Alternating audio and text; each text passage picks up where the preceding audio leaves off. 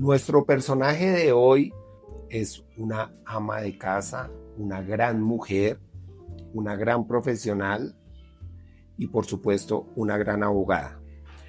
Con nosotros hoy está la doctora Sondra McCollins, que entre otras cosas es precandidata presidencial. Doctora McCollins, gracias por estar hoy en los micrófonos de la Comunidad Internacional de Comunicaciones 5. Muchas gracias a ti por esta invitación. Estoy muy contenta de poder compartir contigo y con toda tu audiencia mi experiencia de vida. Bueno, entremos en materia. Doctora McCollins, si en Inglaterra tuvieron su dama de hierro, en Colombia tenemos una abogada de hierro. ¿A qué se debe este título?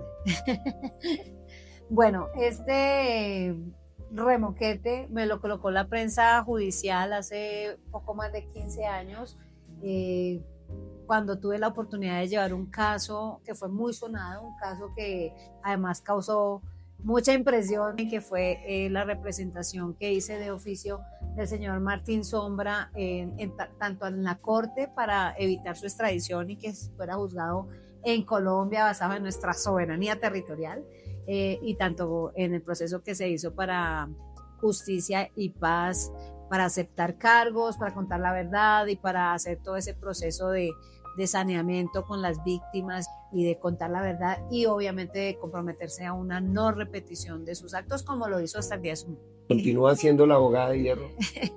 Pues los casos que llevo normalmente son casos que la gente no quiere coger o que los abogados conocidos, famosos, pues tratan de evitar. Bueno, hablando de este caso de Martín Sombra, ¿qué te dejó profesional y personalmente la coyuntura de haber representado a este personaje en su momento, cuando el flagelo del secuestro de estas personas causó tanto contenido mediático en Colombia? Mira que cada caso te enseña mucho, porque el derecho penal es como el acercamiento a la Colombia profunda, digamos que en el caso de nuestro país. La criminalidad tiene una connotación social muy fuerte, ¿sí? Es imposible no entrar en los casos y no entender o no tratar de entender o conocer qué es lo que está pasando en la sociedad para que se den las condiciones de criminalidad que nosotros tenemos. La radiografía de un país siempre se da en términos de su criminalidad. Entre más criminalidad y entre más penas tenemos que poner más altas, entre más personas en la cárcel, pues obviamente es una sociedad más deteriorada, pero eso tiene una razón de ser. Hay que encontrar la razón, pero sobre todo lo que yo aprendí en este caso es que Colombia históricamente ha vivido del caudillismo. Sí, pasamos de las controversias entre los colonizadores y los nativos, luego entre las controversias entre Simón Bolívar y Santander, luego entre los conservadores y los liberales, luego entre la izquierda y la derecha, luego entre los de Petro y los de Uribe. De alguna manera no nos hemos podido desprender de lo que nos trajeron los españoles y después el reyesillo mandando a sus súbditos, y creo que ya llegó el momento de hacer conciencia de eso y pasar al nivel de autodeterminarnos, porque mucha de la violencia que se ha generado en Colombia ha sido precisamente por esa polarización histórica que hemos traído, y parte de lo que pasó con la historia de la guerrilla es eso, que se quedaron ahí dando vueltas en que el Estado es un Estado injusto, que no nos representa y no salimos de esa violencia de décadas y décadas que todavía se vive, aunque ha migrado mucho para el tema del narcotráfico y del narcoterrorismo. Al día de la filmación de esta entrevista conocimos el dictamen de la JEP, donde le da una pena irrisoria con no cárcel de 8 años a un delito de lesa humanidad como es el secuestro. ¿Qué opinión le merece a usted esta condena, si se le puede llamar así? Realmente no es una condena. Cuando iniciamos el proceso de instauración de la Justicia Especial para la Paz, desde un principio lo dije y me uno a todas las voces que hablaron de que era un proceso de impunidad para las FARC. Estoy de acuerdo con que fue así. De alguna forma creo que no sé por qué hablamos de paz y cuando hablamos de paz tratamos de hacer un borrón de todo lo que ha ocurrido. Necesariamente para un país como el nuestro, para que haya un proceso de paz o para que hagamos un cierre, para una reconciliación hay que ceder. Sí, estoy de acuerdo con que hay que ceder, por lo tanto hay que sacar unas leyes que nos permitan hacer unas concesiones, pero al nivel de la impunidad absoluta, pues no, porque yo soy una fan de la Ley de Justicia y Paz, que de alguna forma hacía que se pagaran entre 5 y 8 años. A esa fue la que sometía a Martín Sombra, y muchos de los que salieron de todo el proceso de violencia de las AUC contra la guerrilla y en las épocas duras de Colombia, pues se sometieron a esta jurisdicción, y fue un proceso relativamente exitoso, porque pues obviamente no es fácil tener contento a un país, pero esto va a traer un sinsabor muy fuerte de no justicia. No va a haber una verdadera persecución de parte del Estado de actos que causaron tanto daño y tanto dolor. Una cosa es la concesión y otra cosa es la impunidad, y yo me solidarizo profesionalmente con las víctimas porque esto es impunidad. O sea, realmente se concibió así desde el principio y siempre lo hemos dicho, y de hecho creo que han tenido muchos años para iniciar estos procesos y han sido supremamente selectivos en no recibir gente que venga de las AUC, gente que quería entrar a hacer ese proceso de verdad, de no repetición y de reparación. No los aceptan, solamente incluyen gente que tiene que ver con el proceso de las guerrillas, y pues algunos terceros que han sido involucrados, como las personas, las civiles, que de alguna forma creo yo tuvieron que entrar en ese proceso porque eran extorsionados, y también pues la fuerza pública. Pero honestamente a mí sí, esa jurisdicción me parece supremamente desproporcionada, porque pues 0 días de cárcel versus todo el daño que se hizo. Debe haber algún tipo de pago, de sanción, porque una sanción simbólica, cuando hemos visto que ni siquiera hay ninguna voluntad, porque los 4 o 5 que se desmovilizaron son los que están recibiendo los beneficios, pero hay miles de personas allá de las disidencias que nunca se desmovilizaron, es decir, que no estaban de acuerdo con que sus jefes entregaran las armas, y ellos cogieron cada uno su rumbo aparte y se segregó. Y el peligro cuando uno segrega unas estructuras como las que teníamos en las guerrillas y en las mismas AUC y en las mismas BACRIN, es que la mayoría de esas personas están acostumbradas a obedecer a su jefe inmediato, y listo, tenían un comandante por frente, un comandante por bloque, y ahora no, ahora son un mundo de muchachos que realmente no tienen ninguna ideología, sino una finalidad 100% comercial. Para la gente que no sabe de derecho, sobre todo derecho penal, la pena tiene una finalidad. Bueno, 2 finalidades. Una se llama de prevención general, que significa que le vamos a mandar un mensaje a la sociedad para que no delincan, para tratar de que la gente se abstenga de delinquir. Y la otra finalidad se llama prevención especial.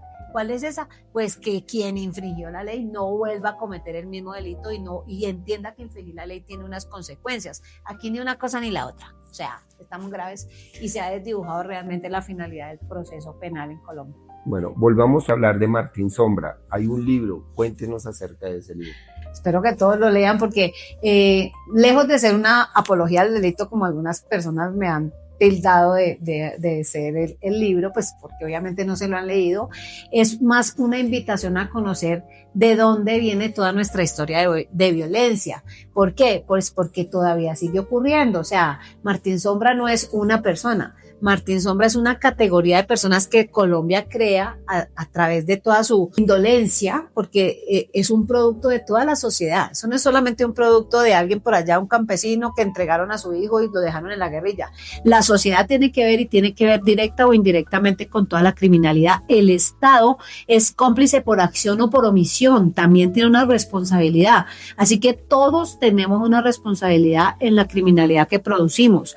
Por eso es que el Estado tiene que de alguna forma cargar el bulto encima. Por eso tenemos un sistema carcelario que nos cuesta tanto, por eso tenemos que hacer leyes que permitan borrón y cuenta nueva. Eso hace parte de la responsabilidad del Estado en la creación de los delincuentes. Entonces, la injusticia, como históricamente ha ocurrido en países como los nuestros sobre todo, pues genera o crea este tipo de de personas, para después tener que juzgarlos con mano dura, etcétera, cuando en algún momento de la vida esa persona necesitó del Estado o necesitó de la sociedad y nadie hizo nada por ayudarlo y termina convirtiéndose en el carcelero más cruel de las FARC. Entonces los remonto a cómo era de niño y qué hubiese pasado si él hubiera tenido otras oportunidades. O sea, pero nosotros somos expertos en crear este tipo de personas. Nuestra sociedad, nuestra desigualdad social, la diferencia tan grande que hay entre la población rural con la población urbana es la que ha generado todo este tipo de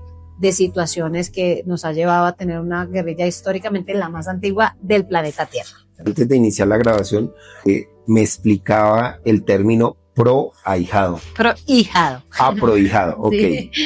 Sí. ¿Qué quiere decir para los abogados penalistas este término?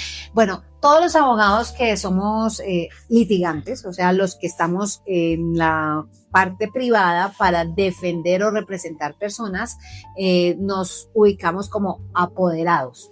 Entonces, la palabra apoderado representado la usamos en el civil, en el comercial, en el administrativo, pero en el penal, los abogados penalistas normalmente decimos prohijado, es decir, la persona que nosotros estamos representando para defenderla. Básicamente es un término jurídico o que se usa en el ámbito del derecho penal.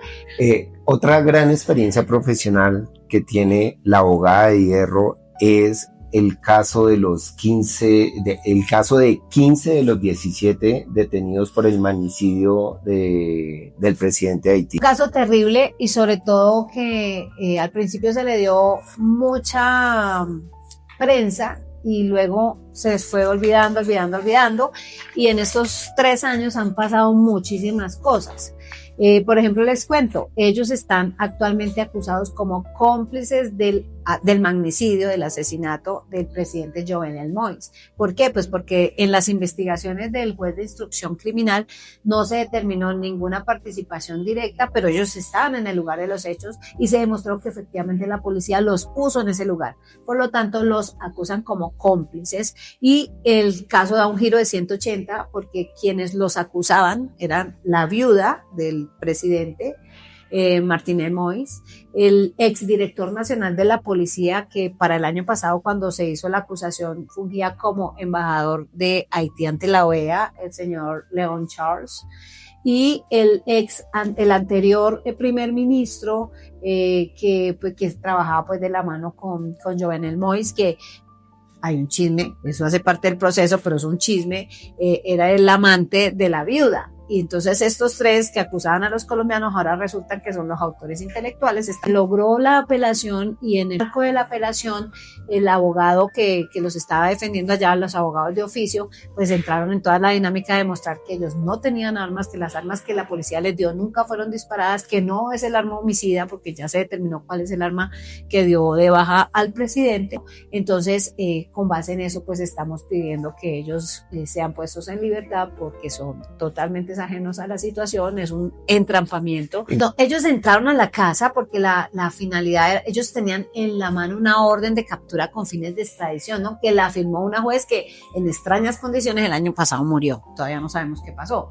El grupo de americanos o colomboamericanos que los contrató, que pertenecen a una empresa que se llama CTU, con sede en la Florida, están detenidos actualmente en Miami y están enfrentando el juicio.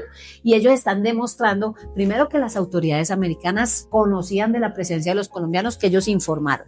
Segundo, que ellos nunca dieron orden de matar, sino que la policía de Haití les pidió que les hicieran un acompañamiento, porque como además eso en esa época que lo dijimos era raro, pero hace 3 meses o 4 meses, cuando el presidente Gustavo Petro abrió una embajada oficialmente en Haití, mandó material bélico, mandó un avión con comida y mandó personas de las Fuerzas Armadas para que entrenaran la policía de Haití, porque efectivamente no tienen ni el conocimiento, ni la fuerza, ni las armas para defenderse de la criminalidad. Por lo tanto, es verdad lo que ellos dijeron desde un principio, nos llevaron para ser parte del entrenamiento de la policía de Haití. Hace 4 años sonaba raro, pero acaban de demostrar que sí, porque el presidente Gustavo Petro lo hizo y por eso montó una embajada y montó un consulado oficial en Haití.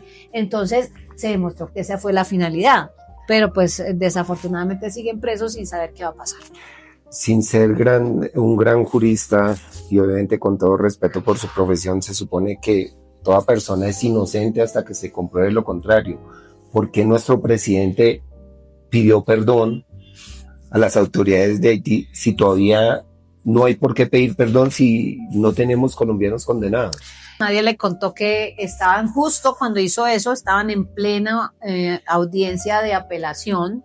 Creo que no tiene una persona que le indique qué está pasando, entonces él habla por lo que él cree, pero no por lo que es, desafortunadamente, porque eso fue un mensaje muy malo para los colombianos y muy malo para los abogados que estaban ejerciendo en ese momento la defensa. Esperemos que eso no vaya a influir en el resultado final, que todavía no se ha dado, porque apenas se terminaron las audiencias de los otros procesados que también apelaron, y pues esperamos que la decisión que se tome, ojalá, porque no es fácil, sea en derecho. Ahora, eso de que somos inocentes hasta que se compruebe lo contrario, eso es una falacia, porque si fuese así, pues la gente estaría en libertad hasta que se demuestre que es culpable. Y no, aquí primero lo ponen preso y luego usted demuestre que sí, efectivamente no fue. Bueno, doctora Maconis, yo no sé si usted es la que persigue los chicharrones o los chicharrones la persiguen a usted, pero resulta que ahora está inmersa también en otro caso muy, muy sonado en Colombia, que es el de defender las víctimas de la captadora de dinero DMG. Un caso que, me corrige por favor, lleva más de 17 años, que entró en proceso de liquidación y a la fecha, sin una argumentación clara ni definida, no ha terminado este proceso. Ahí pasan varias cosas. Primero, lo que más me llamó la atención es que el señor David Murcia Guzmán fue condenado por lavado de activos, ¿cierto? El 99.9999% de los casos de lavado de activos terminan los bienes, las empresas y los activos en un proceso de extinción de dominio, ¿sí? Este no se le hizo extinción de dominio, se ordenó la liquidación de la sociedad. Y esa liquidación lleva 17 años. Efectivamente, cogieron bienes muebles, inmuebles y dinero que a la fecha no se han liquidado. Y de los 400,000 tarjetavientes que había, o sea, 400,000 personas que hacían parte del listado de los clientes de esa empresa, se hicieron presentes 150,000. Es decir, 150,000 personas están esperando que se les liquide. Solo por darles una cifra, y no quiero entrar en detalles todavía, pero hay una propiedad que en su momento se compró en 25,000 millones de pesos y hoy vale un poquito más de 100,000 millones de pesos. Entonces, plata para liquidar a la gente sí hay.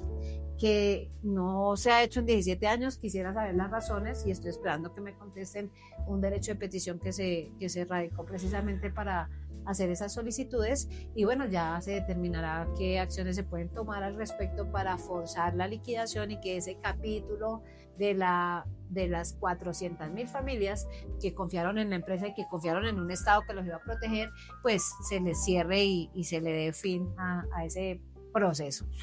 Se puede llamar que hay una anomalía que después de 17 años no haya concluido este proceso.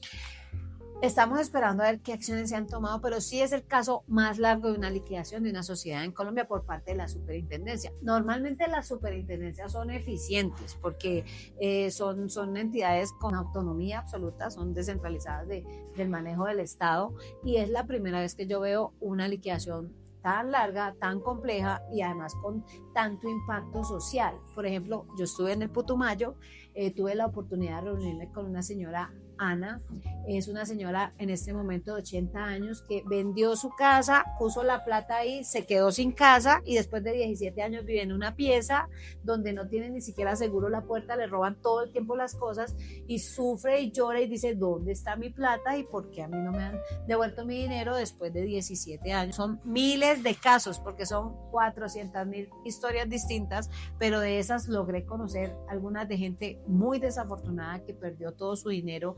Pero cuénteme, ¿por qué llegó la doctora McCollins acá a este tema? Creo que como yo soy una de las pocas abogadas que hace tanta bulla en redes y en prensa, entonces eso me da mucha visibilidad. Cuando yo hablo de ciertos casos que son obviamente violaciones de derechos humanos y cuando me pongo la camiseta por casos que la gente dice, uy, ese chicharrón, entonces las personas que tienen sus chicharrones dicen, la voy a contactar porque si ella está en eso me puede ayudar a mí. Y efectivamente, si a mí me diera miedo asumir la representación de casos complejos, creo que no hubiera hecho nunca mi esfuerzo por convertirme en penalista. Tal vez me hubiera dedicado a laboral o sea, cosas más tranquilas, no es que sean inferiores o superiores, sino que hay áreas del derecho que son más tranquilas o más caché, porque si uno es abogado comercial, pues está ya en la 93 atendiendo a sus clientes, muy, muy relajado y en otro ambiente, y no en la cárcel, pues que ir a la cárcel para las mujeres es supremamente complejo. Entonces, el trato, la forma de acceder, el ambiente como tal, es un ambiente que es poco femenino, poco agradable para las mujeres. Y en sí el derecho penal es complejo porque a pesar de que llevamos más de 70 años de haber firmado un tratado donde se asume que la nación, el Estado y la sociedad no puede perseguir al abogado por la causa que representa, es decir, no me pueden asociar con la persona que yo represento, pues en la vida real eso no pasa, eso es como el principio pues de que usted es inocente hasta que se demuestre lo contrario. No, si tú defiendes a una persona que está siendo procesada por ser guerrillero, pues asumen que tú estás de acuerdo con la guerrilla o cosas así. Es complejo porque es un tema social, cultural, pero bueno, ahí estamos para educar a la sociedad y para tener paciencia con la gente que no entiende, pero pues somos un mal necesario en una sociedad. Nos queda tiempo para otras actividades. Para todo, a mí me queda tiempo para todo. Motera. Mira, me queda tiempo para las motos, que son mi pasión, que por eso es que deberían decirme la abogada de hierro, porque ando en uno que pesa casi 400 kilos de puro hierro, pero no, también me queda tiempo para cocinar, que me encanta, soy una aficionada a la cocina, y también para la música. Yo nací artista y me hice abogada, pero la música ha sido una de las grandes actividades que me permite equilibrar toda la mala energía que uno coge del derecho penal, entonces con el arte uno equilibra. Pero sí, cuéntele a nuestra audiencia su proyecto político, por qué decide ser precandidata presidencial por firmas. El micrófono es suyo. Bueno, voy a ser la primera mujer presidente de Colombia porque tengo casi 30 años de conocer los problemas sociales y me he dedicado a resolverlos. O sea, tengo 3 décadas de experiencia en solucionar problemas de fondo. Hay 82 candidatos, pero no todos tienen la capacidad de entrar en ese mundo donde estamos hablando de la verdadera Colombia, de la Colombia que genera la criminalidad, la inseguridad, los problemas sociales, los paros, etc. Entonces, esa es una de las verdaderas razones por las cuales decidí convertirme en candidata y ser la primera presidente, porque fue lo que realmente me llevó a convertirme en abogada. Yo siempre digo, yo tuve que vivir en carne propia todas las injusticias que pasan en este país y tenía la posibilidad de volverme una víctima o ser parte de la solución y no del problema. Por eso me decidí por el derecho para resolver los problemas y me he preparado para este momento de una forma muy completa, no solamente en Colombia, también en el exterior, porque también me hice abogada en los Estados Unidos, y la idea era conocer sistemas distintos que nos permitieran tener una solución concreta y no pues tanta habladuría como ha pasado hasta la fecha. Ahora, tampoco es que estemos en lo peor, porque Colombia es un país mucho mejor que como estábamos hace 40 años, así que sí creo que podemos hacer muchas cosas por el país. Tengo 5 puntos básicos para que la gente lo recuerde. Primero, creo en la tecnología como un camino para mejorar absolutamente todo. La izquierda y la derecha, los de Petro y los de Uribe, los conservadores y los liberales usan la tecnología de la misma forma, ¿sí? Es una herramienta importante primero para evitar la corrupción, porque con controles evitamos la corrupción. Segundo, para avanzar al nivel de los países que están a la vanguardia en temas de educación, en temas de economía, etcétera. Tercero, pues porque la tecnología nos va a permitir tener una soberanía cibernética, que lo estaban incluso discutiendo, que quién se va a quedar con el tema de nuestros datos, China o Estados Unidos. No, pues podemos ser nosotros mismos, pero necesitamos tecnología. Ese es mi punto 1. Mi punto 2, estoy absolutamente segura que Colombia necesita recuperar su soberanía territorial y eso significa que necesitamos un plan concreto de seguridad. Necesitamos conocer el Estado. Por ejemplo, la superintendencia, hablando de la superintendencia de vigilancia, vigila 400,000 personas que dependen de todas las empresas de seguridad. Tengo un plan muy bonito para hacer que esas personas sean el primer anillo de seguridad que ayude a la policía a garantizar la seguridad del país con tecnología. ¿Es quién? Con una identificación biométrica de quiénes están, quiénes llegan, quiénes pasan. Es la única forma de garantizar la seguridad de la gente, que conozcamos quiénes somos y dónde estamos y qué hacemos, ¿sí? Y la idea es que al final de mi gobierno vamos a doblar ese pie de fuerza, o sea, 800,000. Y eso pues ayuda también en la economía, que es el tercer punto, fortalecimiento y crecimiento de la economía. Vamos a apostarle mucho al campo, porque conozco a la perfección Colombia, las 40 millones de hectáreas cultivables que tenemos.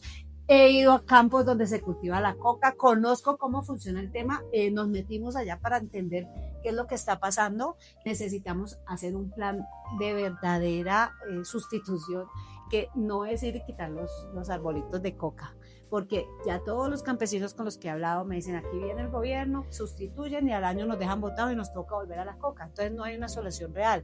Necesitamos es industrializar la hoja de coca, que no es la mala. Lo malo es lo que hacen con eso los narcotraficantes. Proceso químico. Y nos podemos convertir en una potencia en el tema de farmacéutica, en el tema de cosmética, en el tema agrícola, porque hay unos abonos poderosísimos. La proteína que tiene la hoja de coca es superior a todos los abonos que tenemos.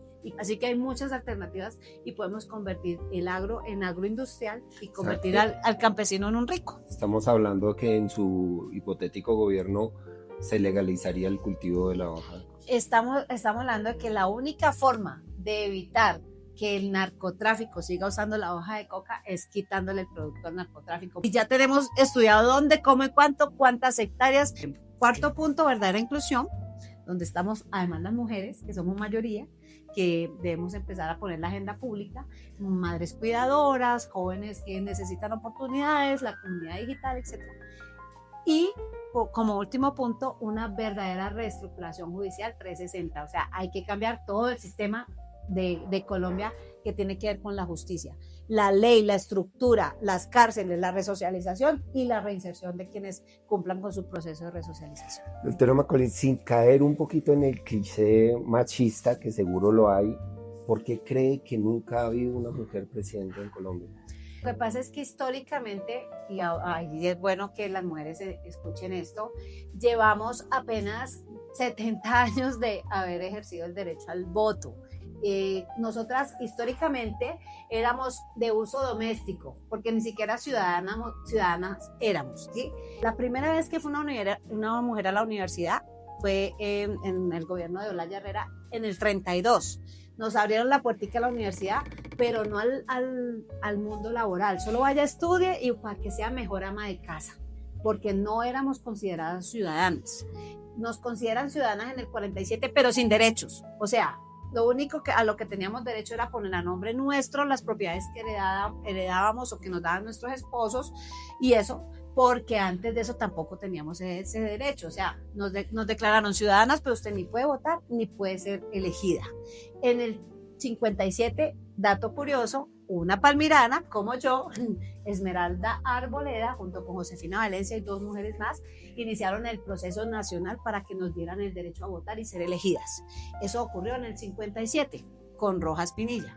Entonces pudimos votar y ella fue la primera mujer que se eligió en el Senado en el 57. Entonces de ahí acá la historia es muy corta, cuando ustedes los hombres llevan 200 años liderando todo el proceso político. Entonces nos ha tocado durísimo abrirnos a codazos el espacio político. Hemos tenido 2 vicepresidentas mujeres, ya tenemos el 29% de participación de mujeres en el Congreso, por lo tanto ya la nación ha entendido que las mujeres tenemos mismas capacidades, misma experiencia, pero ojo, porque no somos iguales a los hombres. Nosotras tenemos una condición de pensamiento distinto, que entonces las mujeres somos más organizadas, y eso no es que lo piense yo, ¿no? Eso lo dice la biología. Somos menos violentas, ¿sí? Y tenemos una capacidad de memoria increíble. Por eso nos recordamos cuando nos pusieron los cachos, usted me puso hace 30 años, porque eso está en nuestra memoria.